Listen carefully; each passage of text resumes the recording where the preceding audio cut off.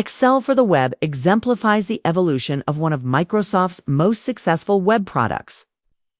What began as an app used for consumption with files open in View by default has become a full-feature modern spreadsheeting experience. Millions of users rely on the power of Excel in their work. Excel for the web brings this power to the browser.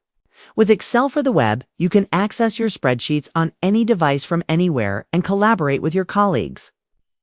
We've made major investments in Excel for the web, focusing on performance, reliability, authoring, and collaboration. We are now supporting faster workbook loading, smoother and faster scrolling, and cell selection. Now you can work with larger, more complex workbooks that support faster calculations.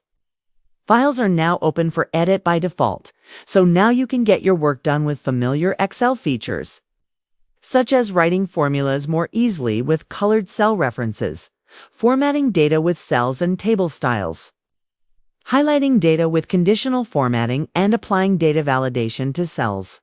Choose between either the classic ribbon or a modern simplified ribbon with all the functionality.